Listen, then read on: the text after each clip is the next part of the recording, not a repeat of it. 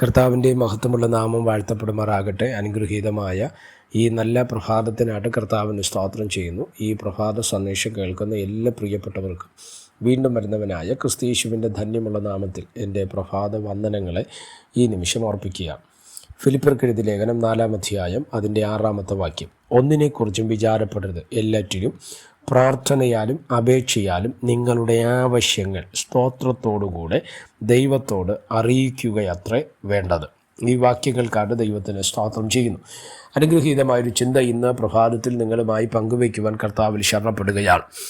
ഈ വചനം പറയുന്നത് ഇങ്ങനെയാണ്: നിങ്ങൾ ഒന്നിനെക്കുറിച്ചും വിചാരപ്പെടരുത്, സകലത്തിലും പ്രാർത്ഥനയാലും അപേക്ഷയാലും നിങ്ങളുടെ ആവശ്യങ്ങൾ സ്തോത്രത്തോടുകൂടെ ദൈവത്തോട് എന്ത് ചെയ്യണം? അറിയിക്കണം. പലപ്പോഴും നമ്മുടെ പ്രാർത്ഥനകളിൽ നേരിടുന്ന ഒരു ആശങ്കയാണ് ഈ ആവശ്യങ്ങൾ. ചിലരൊക്കെ ഇങ്ങനെ കേട്ടിട്ടുണ്ട്, നമ്മുടെ ഭൗതിക ആവശ്യങ്ങൾ ദൈവത്തോട് പറയുന്നത് തെറ്റല്ലേ? ഭൗതികമായ വിഷയങ്ങൾ ദൈവത്തോട് പറയാമോ? നമ്മുടെ ആത്മീകമല്ലേ ഒന്നാമത്? ശരിയാണ്, ആത്മീകമാണ് ഒന്നാമത്തേത് എന്ന് പറഞ്ഞിട്ട് ഭൗതിക ആവശ്യങ്ങൾ ദൈവത്തോട് പറയരുത് എന്നൊരു തലം വേറെ പുസ്തകത്തിനകത്തില്ല. നമ്മുടെ ആവശ്യങ്ങൾ ദൈവത്തോട് എന്ത് ചെയ്യണം?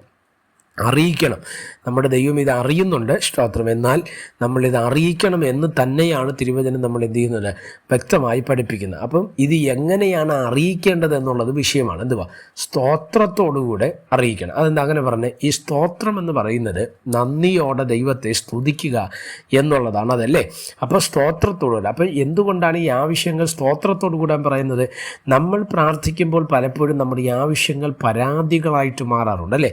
നമ്മുടെ പരാതിയുടെ രൂപത്തിൽ ഒരു ആപ്ലിക്കേഷനായി, ഒരു അപേക്ഷയായിട്ട് പലപ്പോഴും നമ്മളൊരു ആശങ്കപ്പെട്ട് മനോഭാരപ്പെട്ട് വേദനിച്ചത് നടക്കുമോ നടക്കത്തില്ലയോ, എന്തായി തീരും എന്നൊക്കെ ചിന്തിച്ച് ആശങ്കയുടെ മുൾമുനയിൽ നിന്നുകൊണ്ട് പ്രാർത്ഥിക്കുന്ന പ്രാർത്ഥനാ വാചകങ്ങൾ ഫലം തരാതെ ഇരിക്കുമ്പോൾ നമ്മുടെ ആവശ്യങ്ങൾ സ്തോത്രത്തോടു കൂടെ ദൈവത്തോട് അറിയിച്ചാൽ ദൈവം നമുക്കത് നൽകി തരുമെന്ന് തിരുവചനം വ്യക്തമായി നമ്മെ പഠിപ്പിക്കുന്നു. യേശു തന്നെ പറഞ്ഞില്ലേ, ഒരു മനുഷ്യൻ വന്ന് ഒരു മകൻ വന്ന് അപ്പനോട് അപ്പം ചോദിച്ചാൽ കല്ല് കൊടുക്കുമോ? മീനിനെ ചോദിച്ചാൽ പാമ്പിനെ കൊടുക്കുമോ?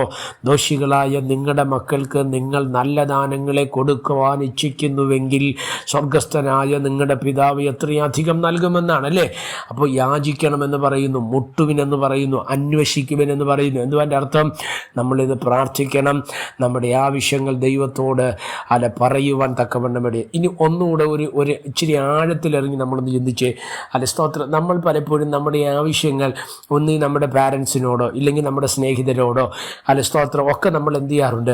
പലപ്പോഴും പറയാറുണ്ട്. ഇങ്ങനെ പറയുന്ന സമയത്ത് നിങ്ങളൊന്ന് ചിന്തിച്ചേ, പലപ്പോഴും നമുക്ക് ഭാരം തരുന്ന മറുപടിയല്ലേ അവിടെ നിന്ന് വരുന്നത്? ഇല്ലെന്നോ, ഇല്ലെങ്കിൽ നടക്കത്തില്ലെന്നോ, നിനക്ക് തന്നത് കൊണ്ട് പ്രയോജനം എന്തെന്നോ, അങ്ങനെയൊക്കെയുള്ള നമ്മളെ ഭാരപ്പെടുത്തുന്ന, നമ്മളെ വിഷമിപ്പിക്കുന്ന തരത്തിലുള്ള മറുപടികളാണ് പലപ്പോഴും നമുക്ക് എന്ത് ചെയ്യാറുള്ളത്? വരാറുള്ളത്. എന്നാൽ ഈ പ്രഭാത സന്ദേശം കേൾക്കുന്ന നിങ്ങളോട് ഞാൻ പറയാം, ദൈവത്തിൽ ആശ്രയിച്ച് യേശപ്പച്ചനോട് നിൻ്റെ വിഷയത്തെ ഒന്ന് പറഞ്ഞ്, സ്തോത്രത്തോടെ ഒന്ന് പറഞ്ഞ്, നിൻ്റെ വിഷയത്തിൽ പരിഹാരം തരാൻ ദൈവം ശക്തനെന്ന് തിരുവചനം നമ്മെ വ്യക്തമായി പഠിപ്പിക്കുന്നു. അതുകൊണ്ട് ധൈര്യത്തോടെ നമ്മുടെ കർത്താവിനോട് നമ്മുടെ ആവശ്യങ്ങൾ ധൈര്യത്തോടെ പറയാം. ദൈവം നമ്മെ സഹായിക്കട്ടെ. പ്രാർത്ഥിക്കാം. പരിശുദ്ധനായ ദൈവമേ, സ്വർഗീയ പിതാവേ, ഞങ്ങളുടെ ഭൗതികമായ ആവശ്യങ്ങൾ, ഞങ്ങളുടെ ആത്മീകമായ ആവശ്യങ്ങൾ അവിടുത്തെ നാമത്തോട് പറയുവാനുള്ള ഒരു ധൈര്യം ഇന്ന് പ്രഭാതത്തിൽ ഈ കേൾക്കുന്ന പ്രിയപ്പെട്ടവരുടെ മേൽ വ്യാപരിക്കട്ടെ. അവരുടെ ആവശ്യങ്ങൾ സ്തോത്രത്തോടുകൂടെ ദൈവത്തോട് പറയുവാനും സമാധാനത്തിനും ദൈവം അത് നൽകിത്തരുന്നത് കണ്ട് കർത്താവിൽ സന്തോഷിപ്പാനുമുള്ള അവസരങ്ങൾ ദൈവം നൽകേണ്ടതിനായി പ്രാർത്ഥിക്കുന്നു. സ്വർഗം അങ്ങനെ ചെയ്താട്ട് മഹത്വം അങ്ങേക്ക് യേശു കർത്താവിൻ്റെ നാമത്തിൽ തന്നെ. ആമേൻ. എല്ലാവരെയും ദൈവം അനുഗ്രഹിക്കട്ടെ. God bless you.